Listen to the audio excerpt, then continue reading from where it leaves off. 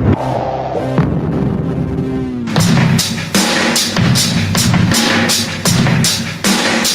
right, welcome in Afternoon Live here on the Maize and Blue Review. I'm Dennis Smithian, and we're ready to go here. It's great to have you aboard, ready to talk some football. And we bring in Zach Hilbers, coach at W.Bloomfield, who joins us on the line. It's great to see him. Coach, how are you? Man, I'm doing great. I really appreciate you guys, carving out some time for us here. But, I'm doing really well. Thank you.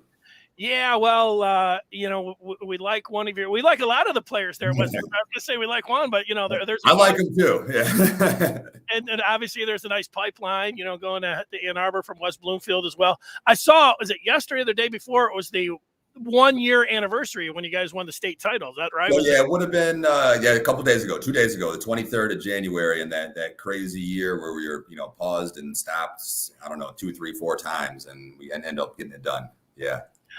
Yeah, well, so what's the best memory that comes out of that? Just being able to get back out there on the field and be able to complete it there after the crazy year you talked about. But what jumps out to you there?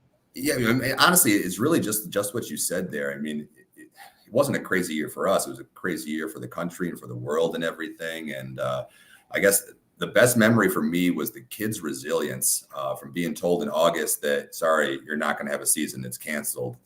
5 weeks later, telling us it's going to be modified, and then being shut down twice during the playoffs. And any one of those times, I got to tell you, honestly, last year, mid-December, I thought it was over in my head. And those kids, they stayed focused. They knew that if we're called back, we will be ready.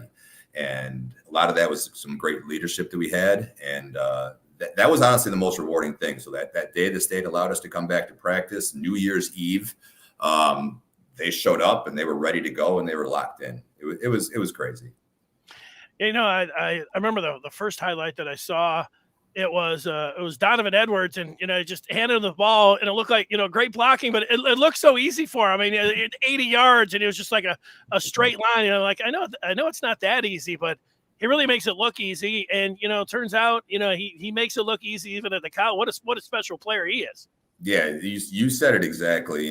Football can be very complex, but it can also be easy. Where what I like to say is, like, really good players make coaches look really smart. And we've been lucky enough to have some of those players. Donovan, like you mentioned, was one of them. He, grew up in our school, so we knew him from a really young age, and it was just, you knew from a while the kid was pretty special. And he was a large part of that group that really did a good job of keeping the team together during that roller coaster ride that we were all on. And for everything he was as a player, he's one of the hardest workers we've ever had too. I'll tell you what, I think about the Ohio State game where Edwards, it just looked it looked like second nature to him. They threw a little swing pass out to him, and he just threw his hand out, grabbed it, and it looked so easy for him and natural. And I know it's not, but I was just watching some Sammy Morgan, a wide receiver, going to be a senior wide receiver for you next year, and he's a commit or a signee with Michigan. Yeah. He was making a bunch of one-handed catches too. And I was going to ask you, you guys coach that, or these guys, man, pretty amazing catch radius and just making it look easy that way.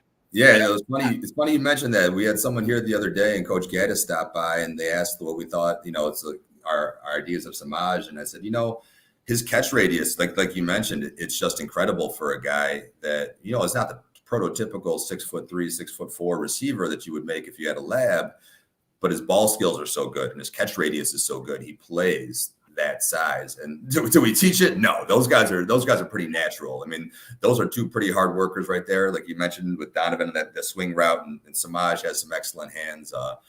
But no, we don't teach it. They're just pretty darn good at that stuff. It's funny though; they got a lot of similarities. Samaj has been hanging around here since like 2nd and 3rd grade. Being able to watch that kid grow up because his dad coached on our freshman staff. So just like Donovan, just to see him grow up right here in front of your eyes, and you see all this potential that you just hope one day that can get tapped and they can realize, and see both of them get there. It's pretty rewarding. People that are listening on the podcast, Zach Hilbers, coach at W.Bloomfield. So when you see these guys growing up, is there a point where, I don't know, 5, 6, 7, 8, you're like, you know what? They keep progressing like this. I mean, they're going to make an impact not only in high school, but maybe at the next level and beyond? Is there a spot where you remember one of those guys, or that you saw something like, all right? It's such a weird, delicate thing, just like, any kid growing up is, because we've had both ends of the spectrum. We got a kid that played for us, was a pretty good high school player, but really just into his senior year, just really matured a lot physically, mentally, got bigger, stronger, realized how good he could be. Ended up going to Grand Valley. He's been in the NFL now for 5 years, Matt Judon. So he was like a late bloomer who he was like all arms and legs until he was 16 or 17, and then just shoots up out of nowhere. And you're like, whoa, what happened here? And you got other kids, like you mentioned, where you always know, like, wow, if this all like comes together and clicks, it could be something special. So is there a specific time? Like, no, it's there's a lot of variables, in life and in football and obviously with working with kids. So, I mean, I've been right before, I've been wrong before. Those are just two kids I'm really glad we were kind of right about. Yeah, tell me a little bit more about Sammy Morgan. You watched that tape, I brought it up, the highlight reel stuff. I mean, high pointing the ball with one hand. You mentioned catch radius. How about some of the other ball skills and just as a wide receiver, complete package? I mean, what can you say about him? Yeah, he's a worker too. Like, he really gets after it. He practices like almost nonstop year round. I mean, he might take a week or two off when the season ended, but he really gets after it. And just really likes working on his craft. You talk about elite level quickness and agility, where like side to side, in and out of his breaks, he gets separation from anybody, and that's just an explosion that he has. Just real natural catcher of the ball. There's some kids that you have to kind of teach your hand placement, where they're going to go, and his is just all natural. Similar to another player we had, Trey Mosley, who was like that, just a real natural catcher. They're very different players, but it's one of those where, we draw up certain schemes and plays. It's like, oh, who can we put here? It's like, who do you trust to catch it? And it's almost always him. Yeah, well, along with being awesome out there on the football field, I was just reading whether it was different stories or watching different videos on Sammy Morgan, and I noticed that he had a pretty high GPA, so a good student as well. I mean, this is a well-rounded kid. I mean, he's great football player. But looks like he's getting it done off the field too. Yeah, he is. It's a credit to him and his parents, who've always valued education. And, we try to stress it to all our kids. But, when you have the extra support and the kid that wants to buy in and really wants to take an ownership of their grades. So he's bounced between like a 3.4 to 3.8 his whole high school career. So he's somewhere in that window right now. And he does a good job.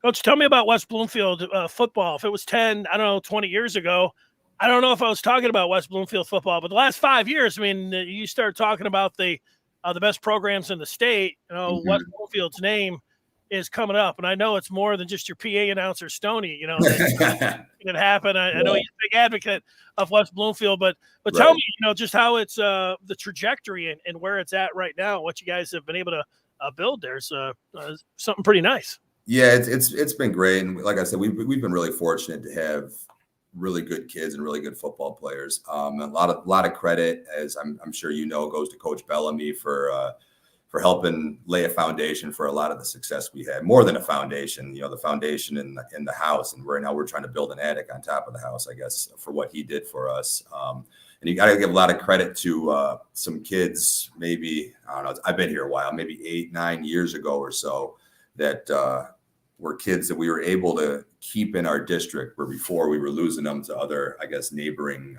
schools, whether they're public or private. And it was the Tristan Jacksons, the Obie Jacksons, and Eddie Wilsons and Navon Mosleys, who were all Division I players just right in our backyard. And they decided they were going to come here and play for us. And they really did a great job of just getting us on the map. And it was a rocky road for them. A lot of those kids started as freshmen, and that's tough. For as talented as they were as athletes, it's their kids, and we're all kids, but as a high schooler, you grow from a kid to a young adult, and we had a lot of kids out there, and they really persevered and worked hard, and they made us a team that people wanted to come to, and they wanted to come to our school. And it started with them and some great administrative support from our central office and our in-building admin. And like I said, Coach Bellamy just doing a great job for us and really doing things the right way.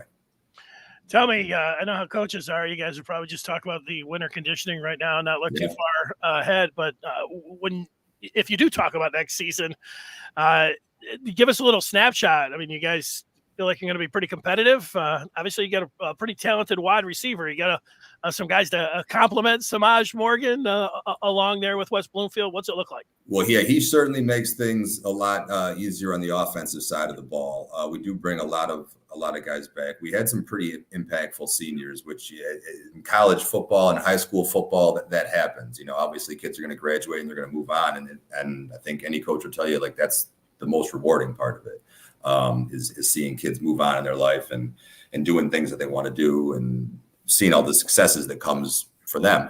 But, for us that we're still here, we think that, along with Samaj, we have some good talent on offense, and a lot of guys on the other side of the ball got a lot of experience. We were kind of younger on the defensive side, and some of those kids I think are really going to be ready to step up. So, we play in a very competitive conference. We play very competitive non-conference games, and we want it to be a battle. We want to be battle tested. I think that formula's kind of worked for us. So when it gets to the nitty gritty in the playoffs, that we've played in close games. We've been, some of the teams in our league just game plan at such a high level. It makes us all year work on these in-game adjustments, and makes the kids do it too. It's like, all right, I know we might have game planned a certain run scheme for this game, but you know what? They came out in something different. Can we adjust? And, we got some kids on the O-line, like Amir Herring, who's going to be a 4-year starter for us. He's like a 3.8, 4.0 student. His ability to kind of get everybody on the same page is it's great. Yeah, a couple quick hitters on Samaj. Is there one particular play that you guys like, being able to get him the ball? Do you get him to him in a variety of ways, reverses? Is he on special teams there as well? Just give us an idea of what he does when he's out there. Yeah, you really hit it on the nail on the head right there. It's really just about getting him the ball as many ways as we can.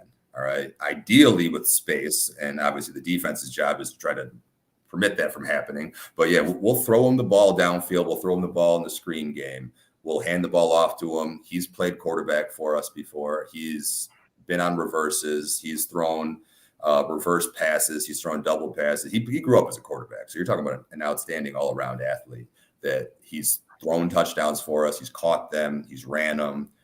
He's a kick returner and a punt returner for us. So it really is about getting him the ball as many ways as we can. And we actually had the conversation. It might have been yesterday or a couple of days ago. We were like, just watch the San Francisco 49ers right now. Everything they're doing with the Deebo Samuel, like the more versatile you can be and the more things you can do, like he can do those things for us. We can put him in the backfield, and we're not going to hand him the ball 30 times, but we can give him some carries back there as a change of pace because we know he'll get the job done. Seems like it causes chaos even in the NFL when Deebo's back there because they're peeking in there. Even if he's a decoy, I mean, you see teams running things off of, you see specifically the 49ers running stuff off of that. You see the defenses going to him. So that's a good idea. Well, I said the quick hitters, when the Big Ten championship game, when Donovan Edwards threw that pass, I mean, that transcontinental, that probably wasn't a surprise to you. You've seen his arm. It sure was a surprise to me. I can't speak to, Michigan people or fans or whatever else, but man, what a play. What did you think of it? Yeah, it's funny. You mentioned that I had so many people texting me, did you know he could do that? And I was like, the people that were with me in the room, as soon as I think it was Cade. I don't think it was McCarthy, but he turned and threw it to him. I saw it was a backwards, the pitch or the lateral. I was like, he's throwing the ball. I just know his cadence of his feet. I was like, he's throwing it. And I just saw him break down. And I just, so yeah, you're right. I've seen him do it so many times that I knew it was going to happen. And yeah, of course I've seen him throw the ball 60 yards on the run. It's a thing actually both of those kids kind of have in common. They grew up playing quarterback, and it's not their primary position right now, but they still have those skills.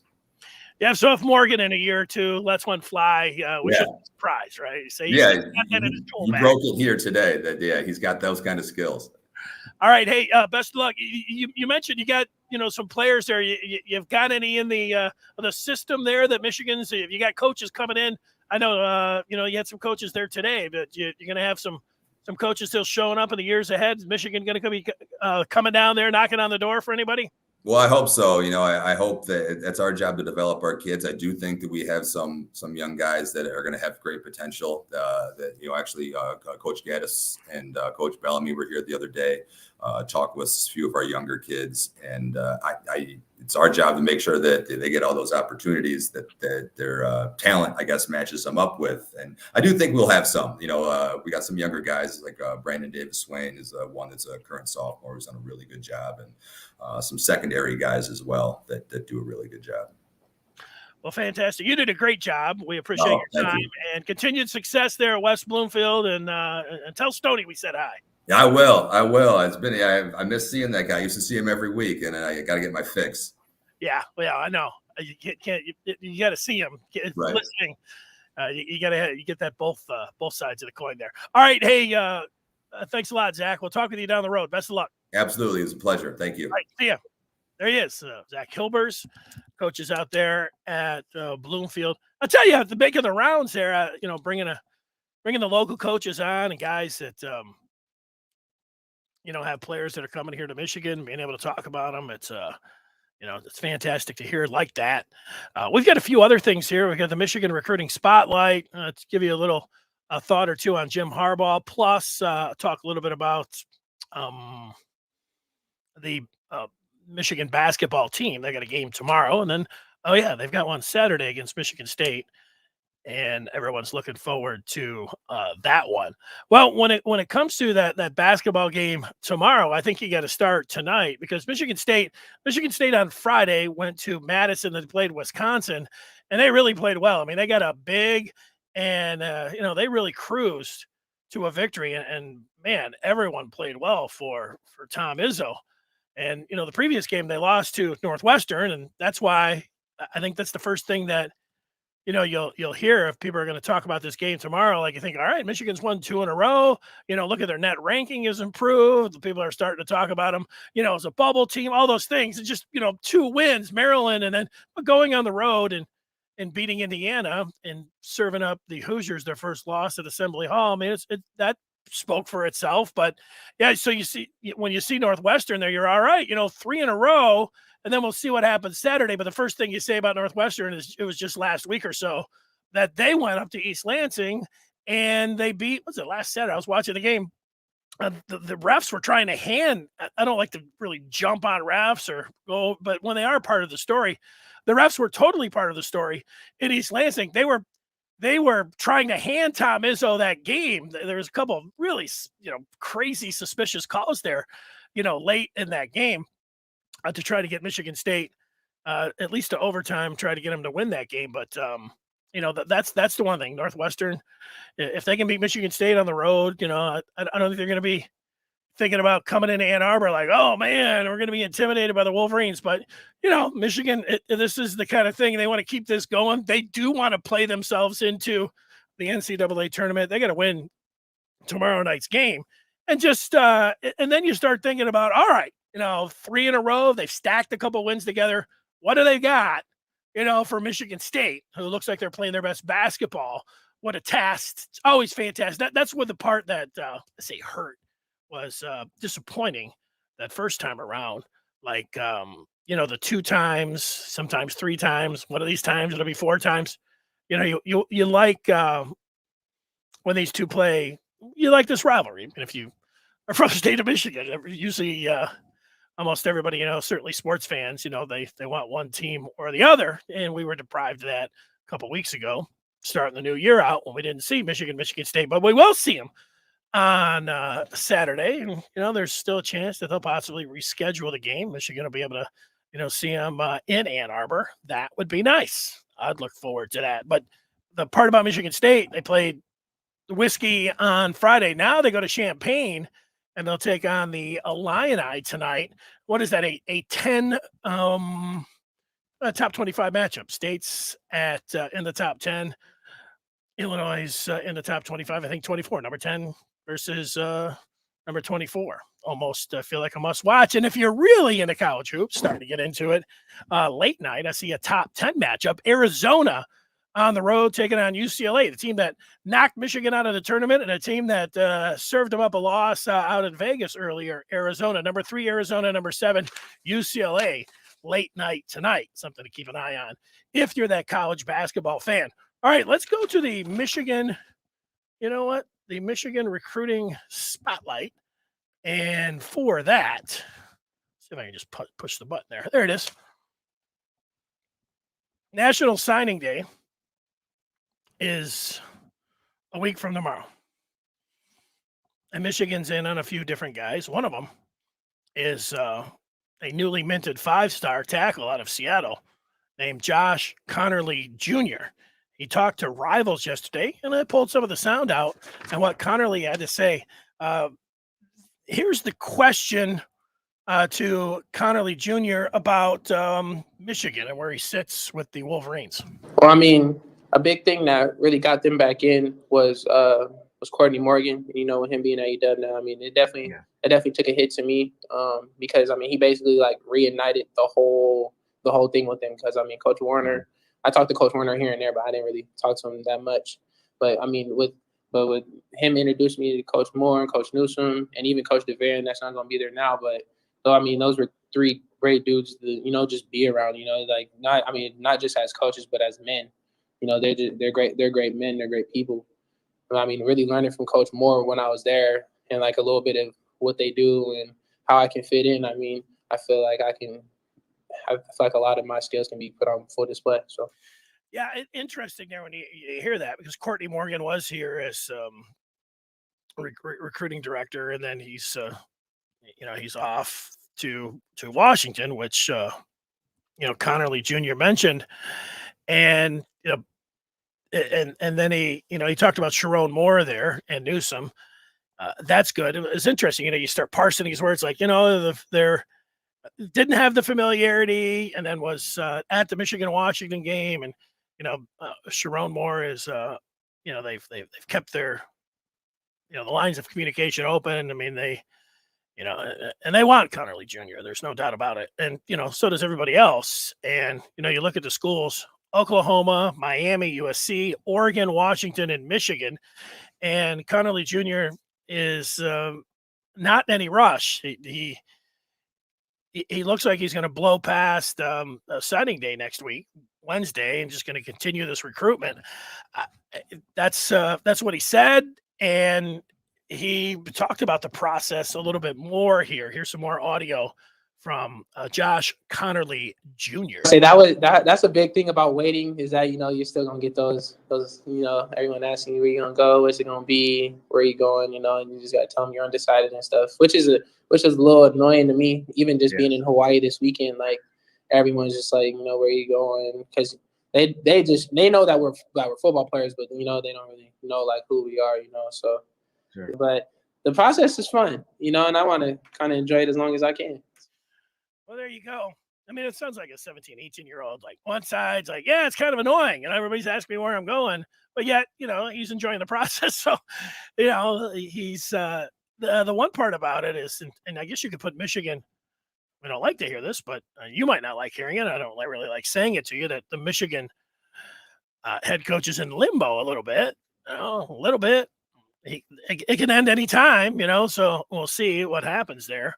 But if I'm somebody like Josh Connerly Jr., when you go to Oklahoma, Miami, USC, Oregon, Washington, what all 5 of those schools have in common is they all have 5 new head coaches.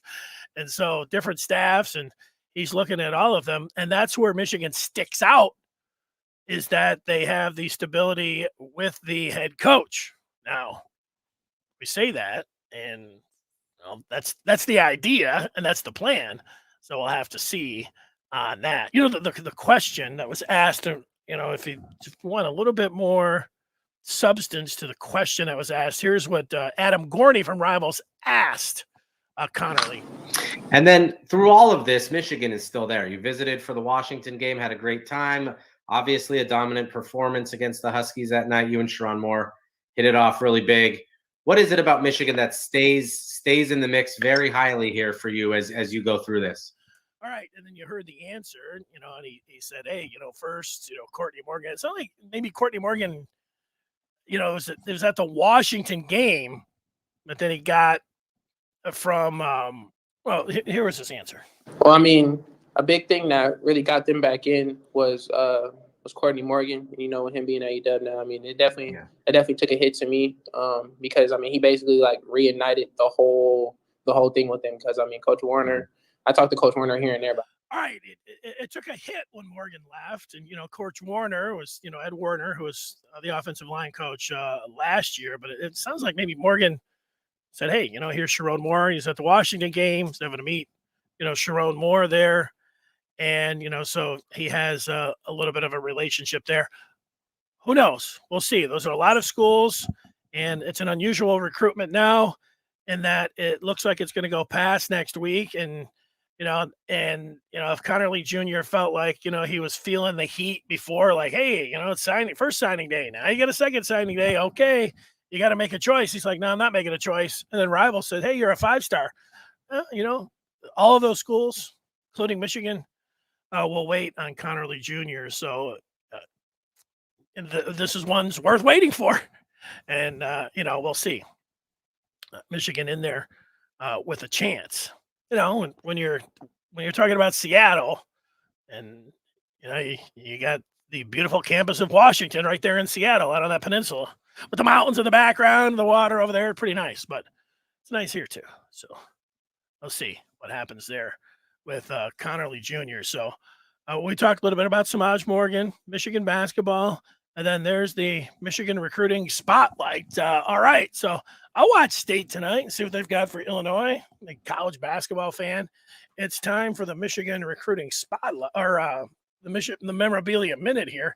I'm digging into the case for some memorabilia here and see what I can come out with. I've had some pictures, throwing them out there. Here's one. And it comes from, see if anybody's able to detect who that is. It is. You got a Michigan. It kind of looks like a defensive player in the stance that he's in there. And there it is. That is Andy Minery. Came in as a quarterback at Michigan. Ended up moving out to tight end. Remember in the game against Michigan State. I had a touchdown in that game. I remember that one. All right. Thanks for watching. We're here every day on the Maize and Blue Review, afternoon live. If you listen to the podcast, appreciate the reviews. I ask for, you have the way we work and the way it works when it comes down to YouTube and the way it comes down to podcasts, subscriptions and reviews and ratings. Those things are all really big. So if you're somebody that's out there that likes that stuff, go ahead and do it. I always get to the feedback and I've neglected that, but let me look in here, see if there's anybody that's asking any questions. And we do have Lyle, who is getting in here. Wouldn't cold weather be a selling point? Did you see this weekend's games? This weekend's game. I'm not sure which game you're talking about. Maybe the game in Kansas City, the game. Yeah, I watch all the games. So couldn't cold weather be a selling point? Yeah, I don't know. Like if you're Seattle, it rains a lot, right? So if it all depends. Like, look, I would say just reading this from afar, he's in Seattle, but all those different schools from Oklahoma to Miami to Michigan, and then right there, though, in Seattle, it is right in his neck of the woods. Obviously, we've mentioned Washington and then Oregon, but, he's got all the choices in there. If he likes warm weather, USC and Miami, if that's a big deal to him. If, he's going to be an offensive lineman, if he's like, what, I don't care.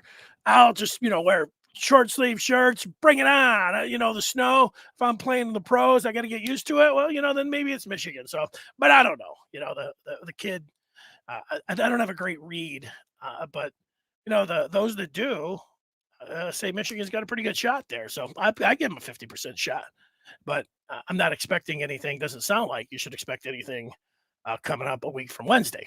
All right. Appreciate the feedback. We will talk with you tomorrow at 1:00. Daniel Dash, he covers the Michigan basketball team for us at TMBR. He's the beat writer for the Wolverines. We'll bring him on. We'll talk more about Michigan hoops, and maybe we'll be talking about Jim Harbaugh coming back tomorrow. At that point, that would be nice. Thanks for the feedback. Thanks for watching. That'll do it. Everybody else out there, have a great day. And I'll talk to you tomorrow. See ya.